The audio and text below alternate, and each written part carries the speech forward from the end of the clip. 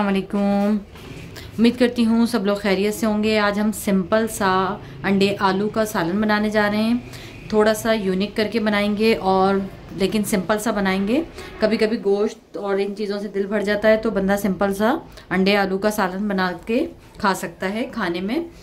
और इसको आप बॉयल राइस और तड़का राइस के साथ सर्व करें, बहुत ही मज़े का लगता है। इसको बनाने के लिए जो हमें सबसे पहले चीज़ें चाहिए होंगी उसमें ये देख सकते हैं मैंने 12 अंडे लेके इनको बॉयल करके रखा हुआ है। ठीक है, हार्ड बॉयल कीजिएगा अंडों को। 2 अदद दरमियाने साइज़ की प्याज लेके इस तरह से स्लाइस में कट कर लेंगे। 1 बड़े साइज़ का टमाटर लेके उसको भी बारीक स्लाइस में कट कर लेंगे। फाइन चॉप किया हुआ 2 टेबल स्पून हरा धनिया चाहिए होगा गार्निशिंग में यूज़ करने के लिए। 1 इतना बड़ा अदरक का टुकड़ा और 6 से 7 अदद लहसुन के जवे, ये जिस तरह से देख सकते हैं ये कटे हुए, ये चाहिए होंगे हमें।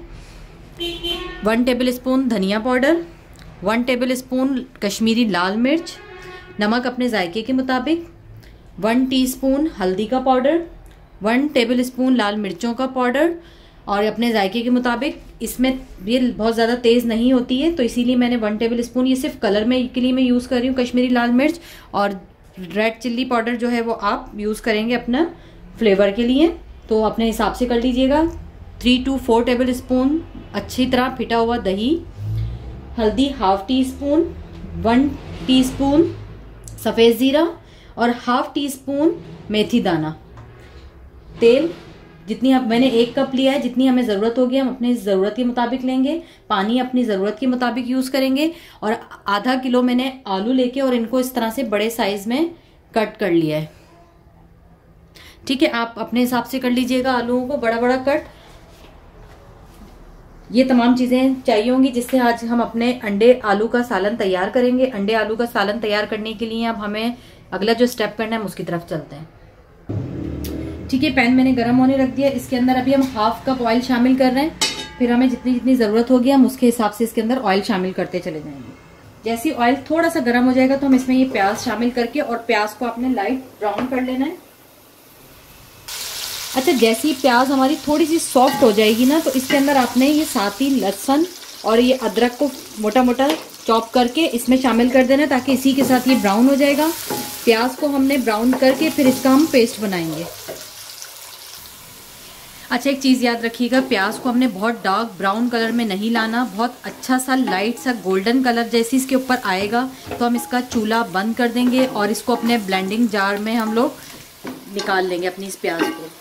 क्योंकि अगर ज़्यादा डार्क ब्राउन या ब्लैक कलर हो जाएगा तो फिर जो है प्याज सालन का जो कलर है वो बहुत गंदा सा ब्लैक सा कलर हो जाएगा। ये देख सकते हैं आप, जैसी आपकी प्याज इस कलर में आएगी तो आपने इसको ऑयल से बाहर निकाल लेना है और अपने ब्लेंडर के जग में डाल देना है प्याज को। लहसुन, अदरक, प्याज तीनों चीज़ें जो हैं बहुत अच्छे से इनका कच्चापन ख़त्म हो गया, इन पे गोल्डन कलर आ गया। अब मैं इसको निकाल के अपने ब्लेंडर में ऐड कर रही हूँ। ठीक है, ये चेक करें, मैंने इसके अंदर प्याज, लहसुन, अदरक तीनों चीज़ें जो मैंने फ्राई की आपके सामने वो शामिल कर दी। इसी के अंदर अब आपने ये जो हमारा एक मीडियम साइज़ का टमाटर है फाइन चॉप किया हुआ, इसमें अब इसको हम अच्छा सा इसका पेस्ट बना लेंगे। ये देखें, ज़बरदस्त सा फाइन पेस्ट बन गया है ये चारों चीज़ों का, टमाटर, लहसुन, अदरक, प्याज। हमने दोबारा से अपने पैन का चूल्हा जो है वो ऑन कर दिया है।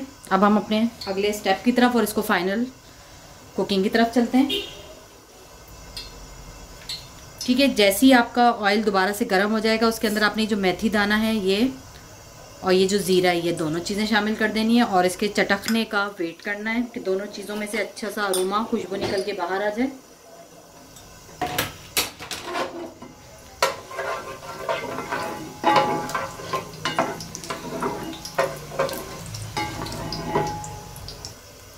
ठीक है, ये देखें चटक के ये बाहर आ गया। जैसे ये चटक जाएगा तो आपने अपना जो पेस्ट है ये शामिल करना है। ठीक है, ये देखें तमाम चीज़ों का पेस्ट आपने अच्छे से गरम ऑयल में शामिल करना है। अब हम इसमें मसाले ऐड करना शुरू करेंगे। लाल मिर्चों का पाउडर, हल्दी पाउडर, नमक, कश्मीरी लाल मिर्च, धनिया पाउडर, ये चीज़ें शामिल करके अब इसको हम 5 मिनट भून लेंगे। वैसे तो आपको पता है प्याज, लहसुन, अदरक सब हमारी कुकड है पहले से, कच्चापन उसमें नहीं है। ये जो हमने मसाले ऐड किए हैं बस इसके साथ हमें इसको थोड़ा सा भूनना है। ये देखें इस तरह से हमारा मसाला कितनी जल्दी से भुन के तैयार हो गया, इस तरीके से। और कोई चीज़ हमारी इसमें कच्ची नहीं है जिसकी स्मेल हो या कुछ हो, या हमें बहुत टाइम देना पड़ रहा हो भूनने में। अब आपने करना ये है, जैसे 5-10 मिनट मसाला भुन जाएगा तो इसमें आपने ये जो दही है ये शामिल करना है। इसी के साथ आपने ये आलू शामिल कर देना है ताकि हमारे आलू भी अच्छी तरह से भुन जाएंगे और साथ साथ हमारे आलू गल भी जाएंगे। अब इसको आपने इतना भूनना है कि दही का तमाम पानी खुश्क हो जाए, ऑयल निकलकर सरफेस पे आ जाए।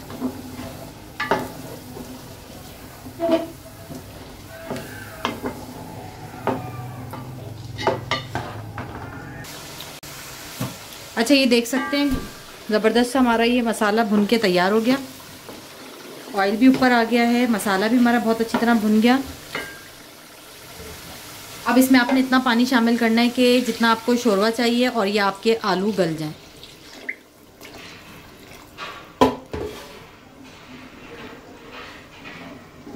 ठीक है, ये देखें अब मैं इसको 10 मिनट के लिए कवर कर रही हूँ मीडियम फ्लेम पे, आलू गलने के लिए छोड़ रही हूँ। इसमें अभी अंडे नहीं शामिल करने।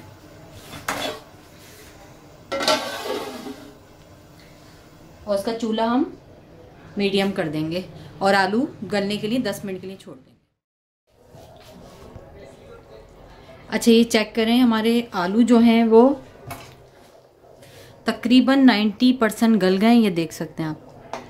ठीक है, मज़ीद अभी 10% इसको हमने और गलाना है आलूओं को। तो अब आपने करना ये है, इस स्टेप के ऊपर इसमें अंडे भी शामिल कर देंगे ताकि हमारे अंडों में भी जो है वो सालन का और मसाले का फ्लेवर आ जाए।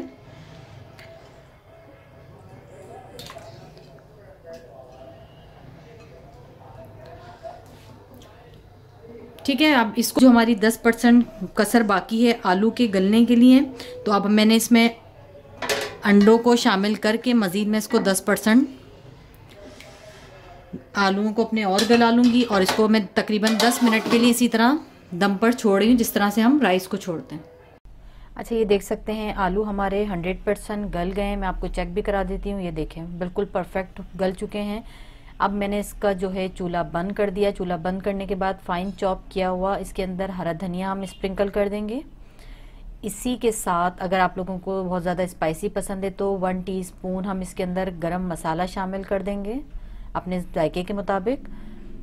उसके बाद आपने इसको कवर कर देना है ताकि इसका जो गरम मसाले का अरोमा है वो हमारे सालन में अच्छे से शामिल हो जाए। 5 मिनट के बाद फिर हम इसको खोल के सर्व करेंगे और उम्मीद करती हूँ आप लोगों को रेसिपी ज़रूर पसंद आएगी। रेसिपी अच्छी लगे तो लाइक ज़रूर कर दीजिएगा और दुआओं में तो याद रखना बिल्कुल मत भूलिएगा। इंशाल्लाह फिर एक नई रेसिपी के साथ हाजिर होंगी। खुदा हाफिज़।